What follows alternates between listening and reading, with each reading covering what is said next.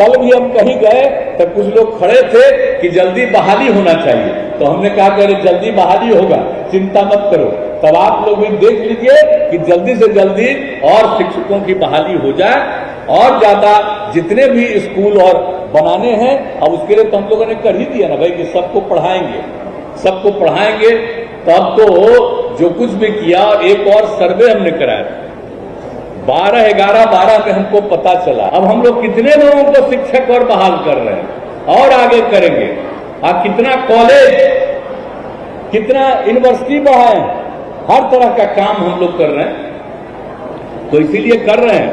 और आपको पता है ना कि जो भी हम लोगों का बजट होता है सरकार का, उसका सबसे बड़ा खर्चा शिक्षा के क्षेत्र में जाता है। ये मालूम है ना? कहिए क्या परसेंट हो गया? 25% का? हाँ, तो हम तो चाहते हैं 25% तक करना, लेकिन ये कर 21 तक हो गया है। हम तो 25% तक कर देंगे ताकि शिक्षा खूब हो, और स्वास्थ्य के लिए भी हम लोग करते हैं। तो ये सब चीज तो जरूरी है ना जी।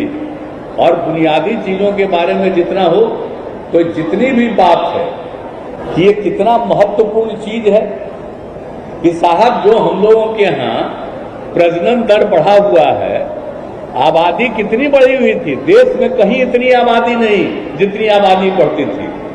जब हम लोगों ने काम शुरू किया तो उस समय था एक ही परिवार का, पति पत्नी का, और एवरेज पूरे बिहार में मिलाकर के 4.3 था।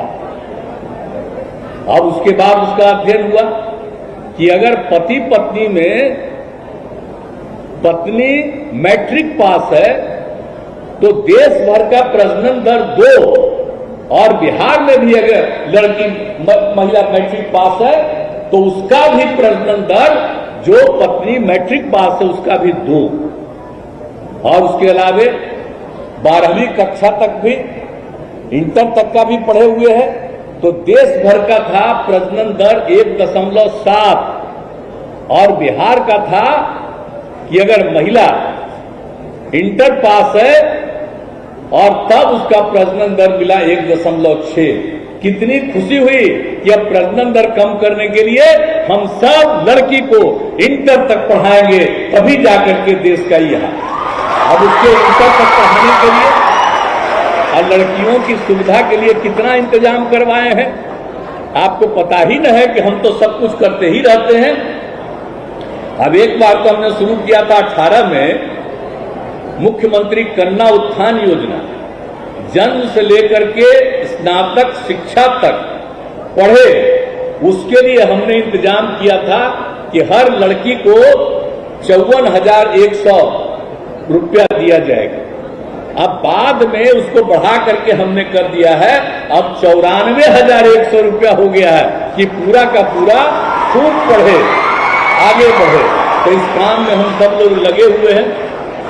अब यही सब की बात है।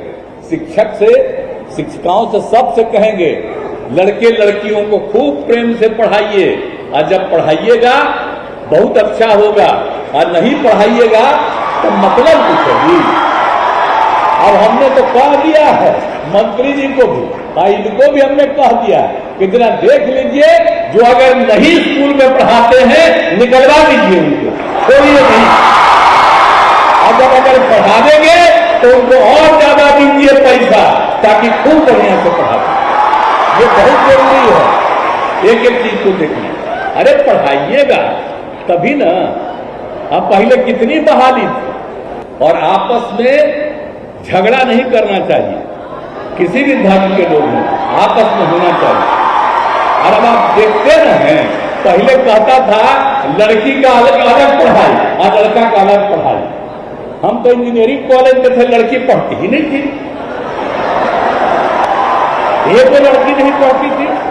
आज जब हम लोगों से रिलेटेड कोई परिवार की आ जाती थी तो सब खड़ा होकर देखने लगता था।